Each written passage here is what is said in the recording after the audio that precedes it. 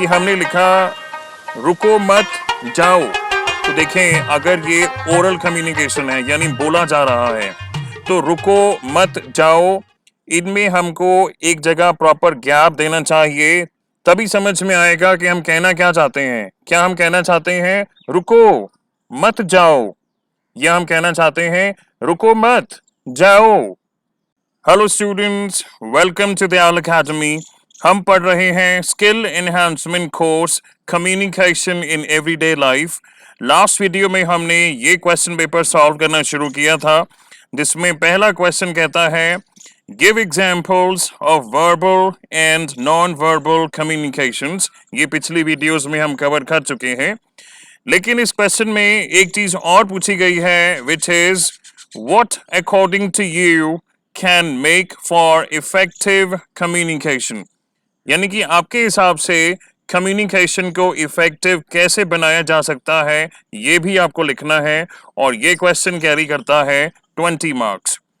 जिन students ने इस question paper का फॉर्मेट नहीं देखा है, इसके अलावा एक और क्वेश्चन पेपर है, ये दोनों 2023 में दिल्ली यूनिवर्सिटी के स्टूडेंट्स ने अटेम्प्ट करे थे। आप इन क्वेश्चन पेपर्स के फॉर्मेट को समझने के लिए पिछली वीडियोस देखें, और इस वीडियो में हम ये मान के चल रहे हैं कि आपको पता है कि वर्बल कम्युनिकेशन क्या होता है, नॉन वर्बल कम्युनिकेशन क्या होता है। इनके एग्जाम्पल्स जो हमने पिछली वीडियोस में डिस्कस किए हैं, ये भी आपको पता होने चाहिए। यहाँ पर हम बात करने वाले हैं कि what according to you can make for effective communication. तो देखें, communication can be made effective by following the ways given below. ये कुछ चीजें हैं जिन्हें अगर हम फॉलो करते हैं तो हमारा कम्युनिकेशन इफेक्टिव हो सकता है। देखें, पहली चीज है एलिमिनेटिंग द चैनल नॉइज। जब भी कम्युनिकेशन को इफेक्टिव बनाने की बात करी जा रही हो, वहीं पर यह समझना जरूरी है कि ऐसे कौन सी चीजें हैं जिन्हें हम बैरियर्स टू कम्युनिकेशन बोलते हैं। यानी कि जहां पर हमने नॉइज वर्ड का इस्तेमाल किया है, नॉइज मीन्स बैरियर। ये नॉइज सिर्फ वो नॉइज नहीं है जो आप समझते हैं कि बैकग्राउंड में शोर हो रहा है इसलिए हमें समझ में नहीं आ रहा, क्योंकि नॉइज के भी काफी टाइप्स और कैटेगरीज होते हैं। तो पहला पॉइंट है एलिमिनेटिंग द चैनल नॉइज। ये समझना बहुत इजी है। देखें, जब भी कम्युनिकेशन हो रहा हो, किसी भी माध्यम, किसी भी मीडियम से हो रहा हो, and by the way medium of communication को हम बोलते हैं चैनल ऑफ कम्युनिकेशन। तो जब भी कम्युनिकेशन हो रहा हो और वहां पर एक्सटर्नल बैरियर्स हो, जैसे कि नॉइजी एनवायरनमेंट, या अगर लिखा हुआ कुछ हो जिसे आप पढ़ रहे हैं, पिछली वीडियो में हमने बात करी थी कि वर्बल कम्युनिकेशन में ओरल भी हो सकता है और रिटन फॉर्म में भी हो सकता है। तो अगर आप कुछ पढ़ रहे हैं, किसी ने आपको लेटर भेजा है और उनकी हैंड राइटिंग इलेजिबल है, यानी इतनी गंदी हैंड राइटिंग है कि आपको समझ में नहीं आ रहा, so that also is an example of channel noise. तो जितने भी एक्सटर्नल बैरियर्स हैं, चाहे वो इलेजिबल हैंड राइटिंग हो या नॉइजी एनवायरनमेंट हो या फिर distortion due to faulty background, आप जानते हैं कि कम्युनिकेशन में कभी कभी हम इलेक्ट्रॉनिक मीडिया का इस्तेमाल करते हैं। जैसे स्पीकर के हाथ में माइक होगा, जो ऑडियंस हैं वो लाउड स्पीकर से सुन रहे हैं। तो किसी भी टाइप का टेक्निकल इश्यू या टेक्नोलॉजिकल इश्यू जिसकी वजह से सेंडर का भेजा हुआ मैसेज अगर रिसीवर रिसीव नहीं कर पाता है, कोई एक्सटर्नल बैरियर होता है, इन्हें हम चैनल नॉइज में कैटेगराइज करते हैं। सिमिलरली आजकल तो शायद नहीं होता, लेकिन पहले के ज़माने में जब टेलीफोन लाइंस में काफ़ी ज़्यादा नॉइज होती थी और बात करते करते हम ये कहने लगते थे कि हेलो, आवाज़ नहीं आ रही, बहुत डिस्टॉर्शन हो रही है लाइन में। खैर, आप लोग तो उस ज़माने में शायद नहीं थे। इसके साथ साथ मान लें कि लाउड स्पीकर की वॉल्यूम इतनी ज़्यादा है या पिच इतनी ज़्यादा है कि समझने में दिक्कत हो रही है, जो मैसेज स्पीकर कन्वे करना चाहता है वो रिसीवर समझ नहीं पा रहा, तो ये सारे एक्सटर्नल बैरियर्स में आते हैं, इन्हें हम बोलते हैं चैनल नॉइज। तो पहला स्टेप ये हुआ कि कम्युनिकेशन को इफेक्टिव बनाने के लिए चैनल नॉइज यानी इन एक्सटर्नल बैरियर्स, इसमें और भी एग्जांपल हो सकते हैं, इन्हें एलिमिनेट करना। अगर हम एलिमिनेट करते हैं तो ऐसा करने से कम्युनिकेशन इफेक्टिव बन सकता है। उसके बाद सेकेंड पॉइंट में हम ये लिख सकते हैं कि कम्युनिकेशन में जो रिसीवर होता है यानी मैसेज को रिसीव करने वाला, अगर वो ओरल फॉर्म में है तो सुनने वाला लिसनर रिसीवर हो गया, अगर लिखित में है तो जो पढ़ने वाला है वो रिसीवर हो गया। तो जो रिसीवर है या लिसनर है उनकी एक्टिव लिसनिंग स्किल्स होनी चाहिए, तभी जो मैसेज स्पीकर या मैसेज को सेंड करने वाला कन्वे करना चाहता है जो चीज, तभी उन्हें ठीक से समझ में आएगी। मान लें एक लेक्चर चल रहा है, टीचर बोले जा रही है, तो जो स्टूडेंट्स हैं यहाँ पर कम्युनिकेशन प्रोसेस में रिसीवर्स हैं स्टूडेंट्स। तो अगर स्टूडेंट्स की एक्टिव लिसनिंग स्किल्स हैं तभी उन्हें पूरा मैसेज अच्छे से समझ में आएगा जो टीचर समझाना चाहती है।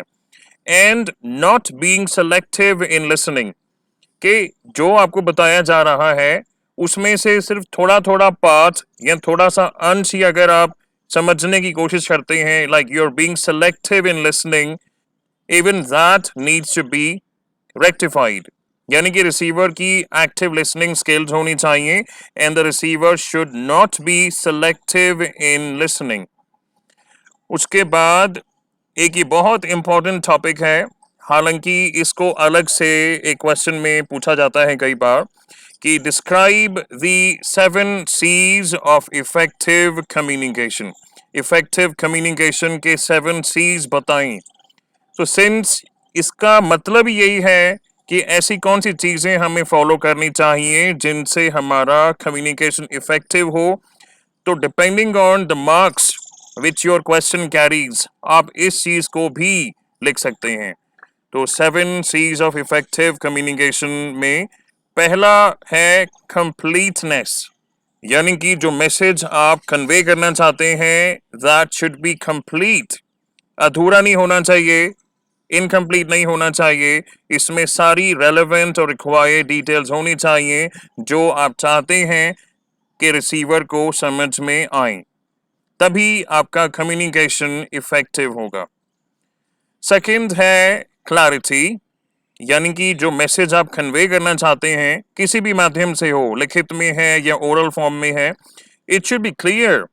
अगर मैसेज में एम्बिग्विटी होगी तो समझने में दिक्कत आ सकती है, इंटरप्रिटेशन में फर्क पड़ सकता है। Therefore communication should be clear and to the point, ताकि समझने वाले को, रिसीवर को समझने में कोई परेशानी ना हो और वो मैसेज को मिस इंटरप्रेट ना करें। उसके बाद नेक्स्ट सी है हमारा कंसाइजनेस, यानी कि मैसेज को जितना स्मॉल एंड कंसाइज रखेंगे उतना ही ज़्यादा इफेक्टिव होता जाएगा आपका कम्युनिकेशन। सो कंसाइज कम्युनिकेशन में मतलब ये हुआ कि एक तो शॉर्टनेस हो, जितना रिक्वायर्ड है उतना हो, ज़रूरत से ज़्यादा लंबा चौड़ा मैसेज ना हो, और नॉन रेपिटेटिव हो। ये नहीं है कि एक ही बात को हम घुमा फिरा के रिपीट कर रहे हैं, उससे कंफ्यूजन ही बढ़ता है। So the message should be concise and thus it will be more comprehensible for the audience or the receivers. अगले सी की बात करेंगे तो ये है correctness, यानी कि जो मैसेज आप कम्युनिकेट करना चाहते हैं इट शुड बी करेक्ट। इसमें किसी भी तरीके के एरर्स और मिस्टेक्स नहीं होने चाहिए, चाहे वो लैंग्वेज रिलेटेड एरर्स हों जैसे कि ग्रामेटिकल एरर्स या स्पेलिंग मिस्टेक्स या किसी और तरीके की मिस्टेक्स, या जो डेटा और फिगर्स आपने इंक्लूड करी हैं अगर, तो ये भी करेक्ट होनी चाहिए। ओवरऑल मैसेज में करेक्टनेस की बहुत ज़्यादा इम्पोर्टेंस है, इसीलिए correctness is one of the 7 C's of effective communication. Next point में हम लिखेंगे concreteness, यानी कि जो मैसेज भेजने वाला है उसको ये इंश्योर करना चाहिए कि the message should be concrete and based on actual facts, existing things and particular examples. ऐसा नहीं हो कि मैसेज का जो बेसिस है वो जस्ट एक रैंडम गेस है या रूमर है, क्योंकि अगर ऐसा होता है then the communication will not be effective. So this is one of the other C's of effective communication, which is concreteness. उसके बाद हम बात करते हैं courtesy की, कि अगर आपका कम्युनिकेशन इफेक्टिव है या होना चाहिए, उसके लिए ये ज़रूरी है कि जो सेंडर है मैसेज का, he should ensure that the message is courteous, यानी मैसेज को रिसीवर या ऑडियंस के पॉइंट ऑफ व्यू से समझ के देखें कि उन्हें कैसा लगेगा जो मैसेज आप भेज रहे हैं। इसमें बहुत चीज़ें मैटर करती हैं। आपको उनके कल्चरल बैकग्राउंड के बारे में थोड़ा पता होना चाहिए, जो लैंग्वेज आप यूज़ कर रहे हैं, जो टोन आप यूज़ कर रहे हैं, उनके पर्सपेक्टिव से सोच के देखें कि वे जब ये मैसेज सुनेंगे, समझेंगे, इंटरप्रेट करेंगे, उन्हें कैसा लगेगा। तो इस चीज का ध्यान भी हमें रखना चाहिए। So the message should be polite, respectful, friendly and transparent. तो अभी तक हमने 6 C's कवर कर लिए हैं। पहला था completeness, second was clarity, next was conciseness, and then we discuss correctness and concreteness and courtesy. Last में कई जगह कंसिडरेशन लिखा होता है, कहीं जगह पर कोहेरेंस लिखा होता है और कहीं जगह इन दोनों को एक ही में मर्ज कर दिया जाता है। तो हमारा काम है आपको कंप्लीट जानकारी देना। तो आप चाहें तो इनमें से कोई एक लिख सकते हैं या दोनों को कंबाइन करके एक्सप्लेन कर सकते हैं। देखें, जो मैसेज हम भेजना चाहते हैं दैट शुड बी कोहेरेंट, यानी कि इसमें एक लॉजिकल फ्लो होना चाहिए। कई बार आपने खुद ऑब्जर्व किया होगा कि जब एक 3-4 पैराग्राफ का एटलीस्ट एक मैसेज होता है, अगर पैराग्राफ्स में कनेक्शन नहीं है, एक अब्रप्ट एंडिंग और स्टार्टिंग अगर आपको लगती है, एक लॉजिकल फ्लो नजर नहीं आता आपको, तो तब मैसेज समझने में थोड़ी दिक्कत हो सकती है। यानी कि जितने भी पैराग्राफ्स हैं, इनफैक्ट जितने भी स्टेटमेंट्स हैं, they should be interconnected so that the receiver understands कि क्या कन्वे किया जा रहा है। और अगर कंसिडरेशन की बात करें तो इसका मीनिंग हम डिस्कस ऑलरेडी कर चुके हैं कि ऑडियंस और रीडर्स के पॉइंट ऑफ व्यू से समझें कि जो मैसेज आप डिलीवर करना चाहते हैं उन्हें कैसा लगेगा जब वे रिसीव करेंगे, यानी कि उनके बैकग्राउंड के बारे में, उनके माइंडसेट्स के बारे में, एजुकेशन लेवल के बारे में हमें जानकारी होनी चाहिए। उसी हिसाब से हमारा मैसेज ड्राफ्ट किया जाए ताकि उन्हें समझने में कोई दिक्कत ना हो और ओवरऑल कम्युनिकेशन इफेक्टिव बन जाए। तो एग्जाम में ये क्वेश्चन कितने मार्क्स कैरी करता है उसके अकॉर्डिंग आपके आंसर की लेंथ होनी चाहिए। इसमें और भी चीजें हैं जो हम डिस्कस कर सकते हैं। देखें, पहले हमने बात करी थी एलिमिनेटिंग द चैनल नॉइज। जब भी हम नॉइज की बात करते हैं तो चैनल नॉइज के साथ साथ हम सिमेंटिक नॉइज की भी बात करते हैं। चैनल नॉइज आप समझ चुके हैं, जो भी एक्सटर्नल बैरियर्स हैं। जैसे इस समय मैं वीडियो रिकॉर्ड कर रहा हूं और अगर मेरा बैकग्राउंड नॉइजी है, अगर आपको यहाँ पर लोगों की आवाज़ सुनाई देती है, आप बोलेंगे कि बहुत शोर हो रहा था और हमें ठीक से समझ में नहीं आया। लेकिन जब हम सिमेंटिक नॉइज की बात करते हैं तो ये उस मैसेज के अंदर जो एम्बिग्विटी है उसको रेफर करता है। एक छोटा सा अगर आपको मैं एग्जांपल देना चाहूँ, ये 3 शब्द हैं हिंदी के, एक फ्रेज है रादर, कि हमने लिखा रुको मत जाओ। तो देखें, अगर ये ओरल कम्युनिकेशन है यानी बोला जा रहा है, तो रुको मत जाओ, इनमें हमको एक जगह प्रॉपर गैप देना चाहिए, तभी समझ में आएगा कि हम कहना क्या चाहते हैं। क्या हम कहना चाहते हैं रुको मत जाओ, या हम कहना चाहते हैं रुको मत जाओ। तो इन दोनों में से हम क्या कहना चाहते हैं, उसके लिए कहाँ पर स्ट्रेस देना है, कहाँ पर गैप देना है, ये बहुत ज़रूरी हो जाता है। अगर ये हम नहीं करते हैं ठीक से तो सिमेंटिक नॉइज पैदा होती है। ये जस्ट एक एग्जाम्पल था। और अगर ये रिटन फॉर्म में आता है तो कहाँ पर कॉमा लगाना है, रुको कॉमा मत जाओ, या फिर रुको मत कॉमा जाओ। इसका एक और एग्जाम्पल मैं आपको देना चाहूंगा। मान ले मैं कहता हूं कि मैंने राम को मोहन के साथ बैठे हुए कहीं पर देखा। उसके बाद मैं कहता हूं कि उसने रेड कलर की टी शर्ट पहनी हुई थी। तो यहां से ये समझ में नहीं आता कि रेड कलर की टी शर्ट राम ने पहनी है या मोहन ने पहनी है। मैंने बोला कि मैंने राम को मोहन के साथ कहीं बैठे हुए देखा, उसने रेड कलर की टी शर्ट पहनी हुई थी। तो यहां से ये क्लैरिटी नहीं आती कि भाई लाल रंग की टी शर्ट आखिर किसने पहनी है, राम ने या मोहन ने। तो ये दो एग्जांपल्स हैं सिमेंटिक नॉइज के। देखें, for communication to be effective there should not be semantic noise, ये आप जान चुके हैं। For example, same words or sentences can have different interpretations, and thus the message may have ambiguity which must not be there for effective communication. ये example आपको मैंने दिया था, रुको मत जाओ। तो आप क्या कहना चाहते हो, रुको मत जाओ या फिर रुको मत जाओ। इसमें टोन का भी इस्तेमाल हुआ है, इसमें गैप भी दिया है, हमने स्ट्रेस भी किया है। तो ये इसका एग्जाम्पल हुआ। To achieve this, our gestures or expressions should be compatible with our words. देखें, अगर कोई हमसे कुछ सवाल पूछता है और हम कहते हैं हाँ, यानी कि अफर्मेटिव जवाब है हमारा, लेकिन जो नॉन वर्बल कम्युनिकेशन है उसमें we are shaking our head. तो पिछले वीडियो में बताया गया था कि when we are shaking our head this means disapproval और नो। तो अगर हाँ बोलना होगा उसके लिए हमको नॉडिंग ही करनी होगी।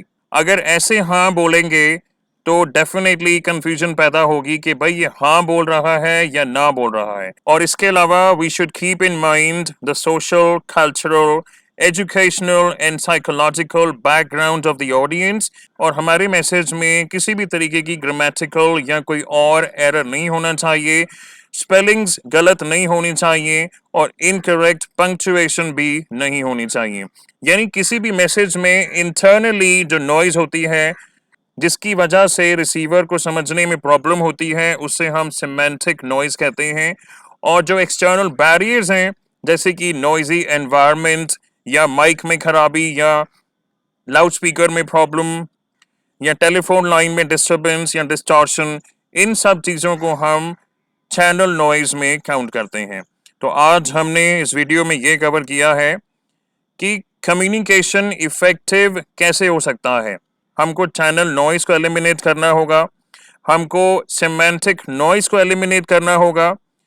और सारी बातें मैसेज के सेंडर पर लागू नहीं होती हैं, रिसीवर पर भी लागू होती हैं। जो मैसेज का रिसीवर है उन्हें सेलेक्टिव लिसनिंग नहीं करनी चाहिए और उनके पास एक्टिव लिसनिंग स्किल्स होने चाहिए, तभी जो उन्हें समझाया जा रहा है, जो मैसेज कम्युनिकेट किया जा रहा है, उन्हें ठीक से समझ में आएगा। एंड ऑफ कोर्स जो 7 C's हैं इफेक्टिव कम्युनिकेशन के, अगर इन्हें ध्यान में रखकर मैसेज कन्वे किया जाता है then the communication will indeed be effective. तो गाइज इसी के साथ हमारा पहला क्वेश्चन कंप्लीट हो जाता है। नेक्स्ट वीडियो में हम इस क्वेश्चन पेपर का सेकंड क्वेश्चन सॉल्व करेंगे। So guys, if you like the video, please share it with your friends and subscribe to our channel, and thank you for watching.